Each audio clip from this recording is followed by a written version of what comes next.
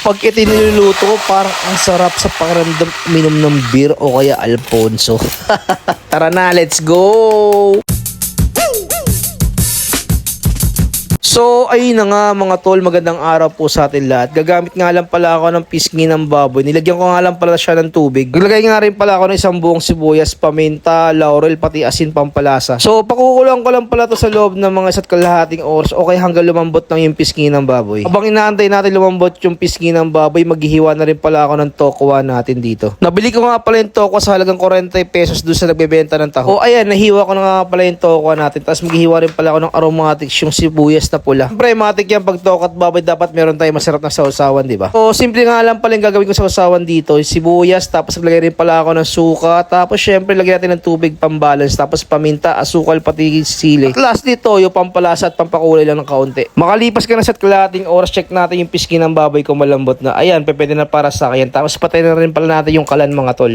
So, hinako ko na nga pala sa kahirapan yung pisngi ng baboy, tapos tinusok-tusok ko ng tinidor. Purpose naman ng pagtusok sa pisngi ng baboy is para pumasok yung lasa ng panimpla natin, and then para maging crispy pag prinito natin mamaya. Kung kabilang side naman, ginayat ko lang siya ng paganyan, mga tol. So, ayan, parang ganyan lang, oh. Pagkatapos ko nga gayatin yan, tinimplang ko lang pala siya ng rock salt. Pwede rin naman kayo gumamit dito ng iodized o kaya patis. Para alternative doon sa ating rock salt, diba? So, ayan, nilamas-lamas ko lang yan hanggang kumapit na yung pampalasa natin doon sa ating pisngi ng baboy. So, pinunasan ko lang pala ng bulak. Wala kasi akong tissue. Tapos tinimpalahan ko lang pala ng suka. Ito nga pala isa sa mga technique para maging crispy yung balat ng pisngi ng baboy. Isa pa nga sa mga teknik na ginagawa ko is pinapalamig ko nga pala muna sa refrigerator yung ating pisngi ng baboy para pag prinito natin mamaya is crispy siya, tol. So, iba-iba naman tayo ng style sa pagluluto para maging crispy yung ating niluluto, diba? So, ayan, nagsimula na nga pala ako magpainit ng mantika. Nagprito na rin pala ako dito ng tokwa. So, ayun na nga, pag umabot ka nga pala sa punto ng video na to, pa-comment down below sa parte ng mundo, parte ng Pilipinas para mabati na mga to sa mga next vlogs ko, diba?